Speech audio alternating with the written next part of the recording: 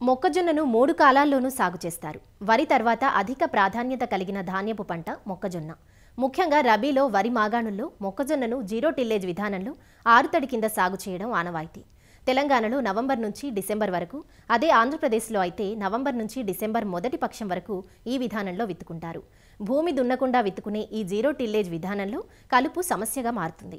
కలుపు మొక్కలకు తోడు వరిమోళ్లు కూడా చిగురించి పిలకపెడతాయి. కలుపును సకాలంలో నివారించకపోతే నీటికి పోషకాలకు పోటీపడి దిగుబడులను నష్టపోవాల్సి వస్తుంది.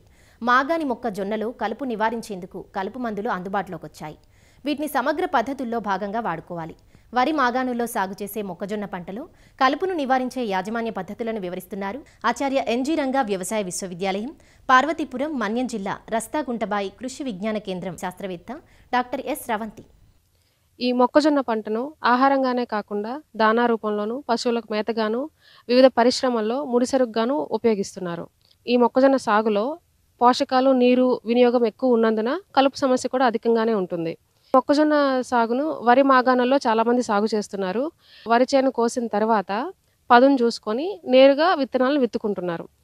ఈ పద్ధతిలో కూడాను భూమి దున్నకుండానే సాగు చేస్తున్నారు కాబట్టి కలుపు సమస్య అధికంగానే గమనించవచ్చు. వరి మాగాణుల్లో మనం ఎక్కువగా గమనించుకున్నట్లయితే గడ్డి జాతికి చెందిన కలుపు మొక్కలు ఊద, బొంత ఊద, కరిగడ్డి, చిప్పిరిగడ్డి ఇలాంటివి ఎక్కువగా గమనించవచ్చు. తుంగ, చలితుంగ, పీచుతుంగ వంటి కలుపు మొక్కలను కూడా గమనించవచ్చు. వెడల్పాకు జాతికి చెందిన లింగం మిరియాలు, గుంటగలవరాకు, బూరుగు కాడ, మరుల మాతంగి, చిట్టి చామంతి ఇలాంటి కలుపు మొక్కలను కూడా గమనించుకోవచ్చు.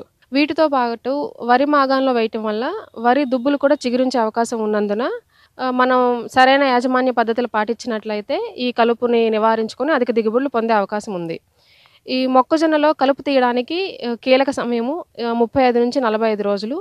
వరి మాగాణుల్లో సాగు చేసే మొక్కజొన్న నేలను దున్నకుండానే సాగు చేస్తారు కాబట్టి నేల గట్టిగా అయిపోవడం వల్ల మనుషులతో కలుపు తీయించడం అనేది కొంచెం కష్టమైన పని. అదేవిధంగా ఈ వరి మాగాణంలో సాగు చేసే మొక్కజొన్నలో అంతరకృషి చేయడం కూడాను రైతులకు కొంచెం ఇబ్బందిగానే ఉంటుంది. కాబట్టి కలుపు యాజమాన్యానికి కలుపు మందులపైన ఎక్కువగా ఆధారపడవలసి ఉంది.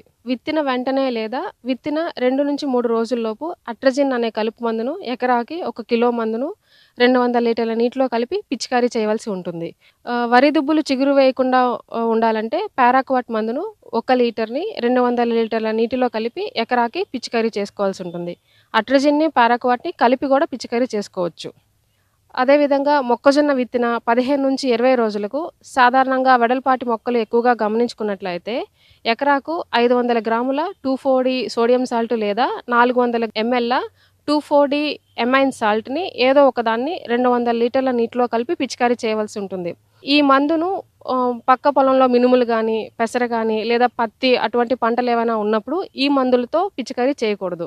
దీనివల్ల ఆ పక్క పొలాలకు కూడా నష్టం కలుగుతుంది. కాబట్టి ఇటువంటి సమయాల్లో కలుపు మందులపైన ఆధారపడకుండా మనుషులతో తీయించుకోవడం మంచిది. అదేవిధంగా విత్తిన 20 నుంచి 25 రోజులప్పుడు గడ్డి జాతి మరియు వెడల్పాకు కలుపు మొక్కలు రెండూ గమనించుకున్నట్లయితే టాప్ట్రమిజోన్ అనే మందును 24 మిల్లీలీటర్లు లేదా టెంబోట్రయాన్ అనే మందును 115 మిల్లీలీటర్లు ఎకరాకి 200 లీటర్ల నీటిలో కలిపి పిచికారీ చేసుకోవాల్సి ఉంటుంది. వీటితో పాటు తుంగని కానీ గమనించుకున్నట్లయితే హాలోసల్ఫిరాన్ మిథైల్ అనే మందును 40 గ్రాముల మందును ఎకరాకి 200 లీటర్ల నీటిలో కలిపి పిచికారీ చేసుకున్నట్లయితే ఈ కలుపు సమస్యని మనం తగ్గించుకోవచ్చు.